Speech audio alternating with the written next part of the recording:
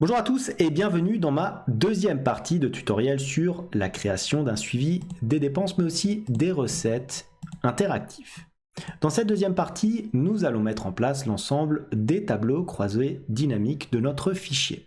Mais tout d'abord, et comme d'habitude, si vous souhaitez aller plus loin dans les explications, je vous invite à cliquer sur les liens de formation dans la description. Et si vous ne souhaitez pas rater mes vidéos sur l'utilisation des outils tels qu'Excel dans le monde de l'entreprise, n'hésitez pas à vous abonner à la chaîne.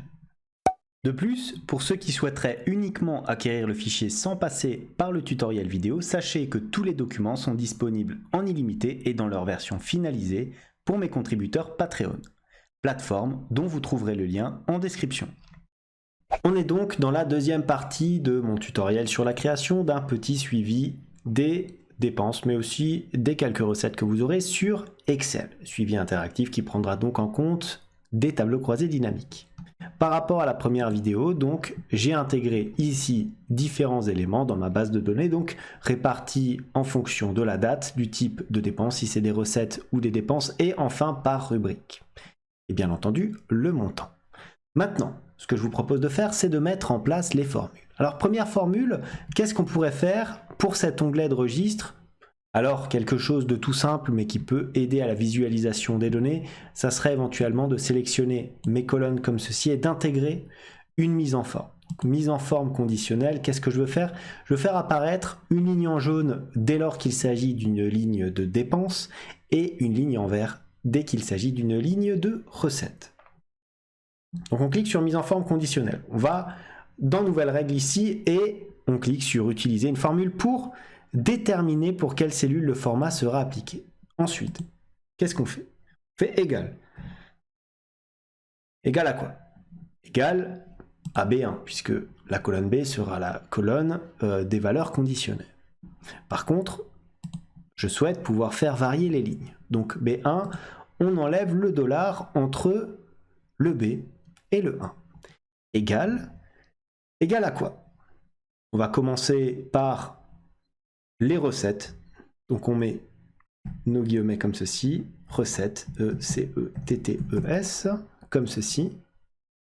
Je ferme mes guillemets, je vais dans format et je change la couleur tout simplement de remplissage. Je prends un remplissage en vert, j'appuie sur OK, j'appuie encore une fois sur OK, comme ceci. Voilà, donc j'ai toutes les lignes qui apparaissent en vert à chaque fois que j'ai des recettes.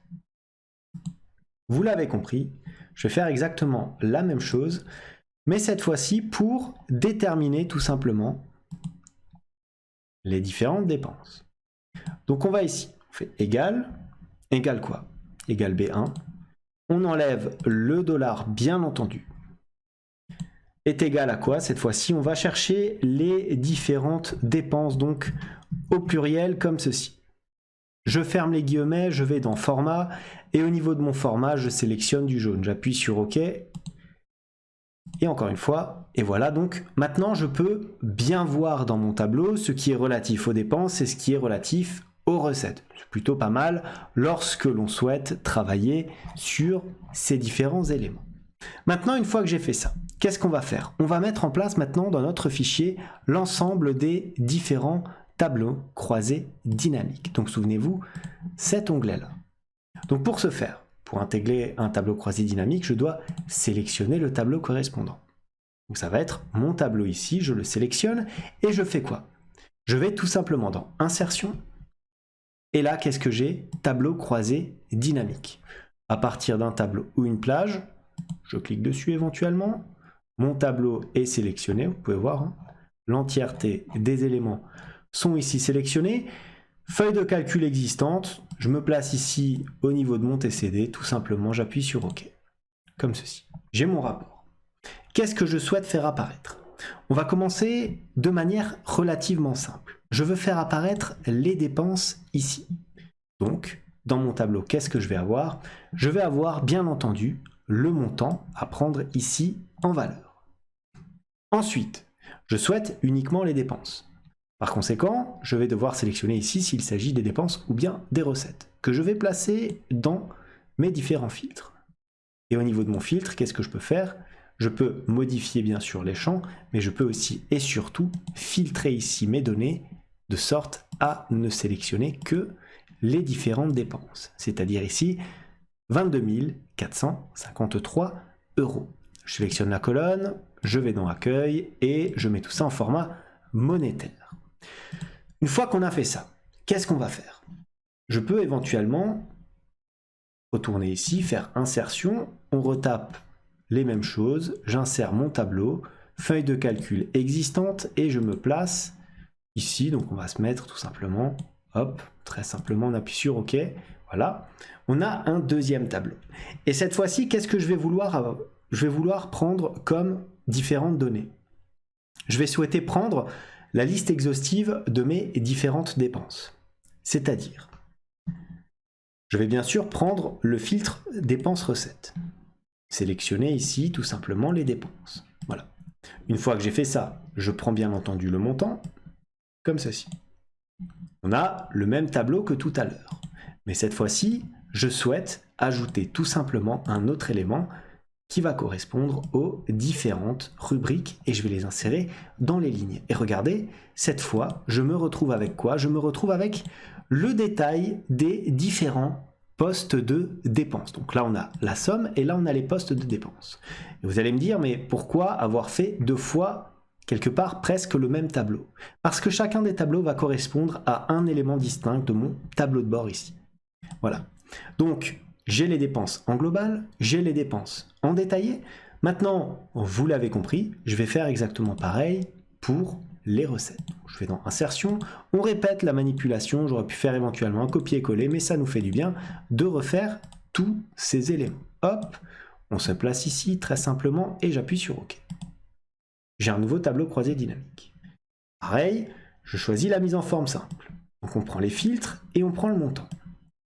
Et maintenant, au lieu de sélectionner uniquement les dépenses, je vais sélectionner uniquement les recettes. Voilà, on a 21 000 € de recettes. Je vais dans Accueil et je prends un format monétaire. Enfin, nous faisons pareil avec le détail des recettes. Insertion, tableau croisé, à partir d'un tableau ou d'une plage, feuille de calcul existante, je me place au niveau de mon onglet TCD, je me mets ici, OK, et je refais la même chose en filtre dépenses recettes. Montant, bien sûr, c'est les éléments de valeur, et cette fois-ci, on va avoir les rubriques dans les différentes lignes. Bien sûr, il faudra, au niveau de notre filtre, sélectionner les recettes. Et là, on a l'exhaustivité de nos différentes recettes qui apparaissent donc ici. Donc, voici nos différents éléments. Donc, les 20 000 €, on les a là. Insertion, hop, on est comme ça. Une fois qu'on a fait ça, qu'est-ce qu'il nous reste à faire? Alors, il va falloir à présent calculer différents éléments. Par exemple, j'ai les dépenses, j'ai les recettes, je vais pouvoir calculer éventuellement mon solde, qui sera égal à quoi? Je vais taper ici solde, qui sera égal au montant de mes recettes moins mes dépenses. Donc égal, et là regardez ce que je vais faire, je ne vais pas taper comme ça dans mon tableau croisé dynamique parce que ça va mettre une fonction lire données. Non. Je vais taper la référence directe de la cellule. Ça sera la cellule ici G4. Donc ça sera G4 moins la cellule ici A4. Recettes moins dépenses. J'appuie sur Entrée. J'ai donc mon solde à moins 1453,99 €. Maintenant que j'ai tous ces éléments, qu'est-ce que je vais faire? Je vais tout simplement les placer ici, sans problème. Donc, je vais mettre ici un solde. Alors, regardez, je vais préciser à l'utilisateur. Donc, on va ajouter une petite zone de texte ici dans la forme. Voilà, comme ceci. Et on va mettre solde, comme ça. Voilà.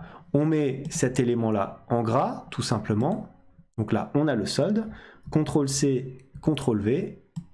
On place tout ça ici. Alors, bien sûr, ce que je n'ai pas fait puisque c'est un fond blanc et je n'ai pas tout de suite vu cela, le remplissage, on met aucun remplissage et pour le contour, pareil, on met du sans contour. Pareil pour cette forme-là, du coup, on va sélectionner avec un petit clic droit, remplissage, aucun remplissage et bien entendu contour. On va mettre du sans contour très classiquement.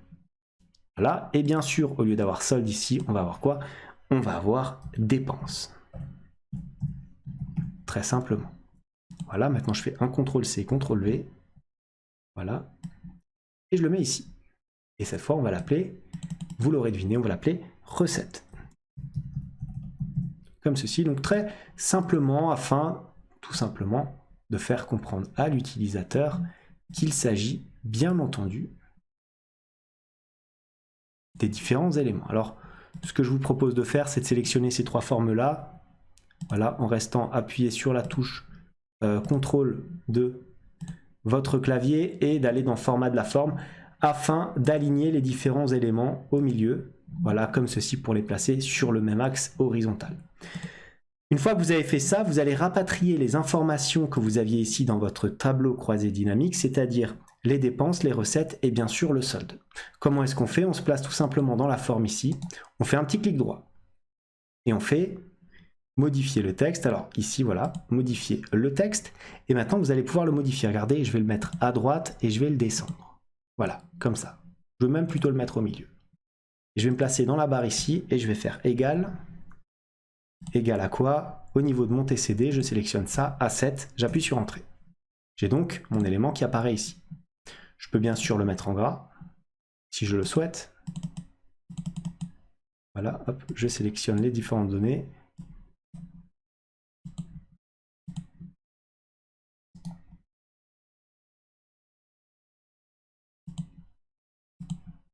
Au niveau du style, on peut le laisser comme ça.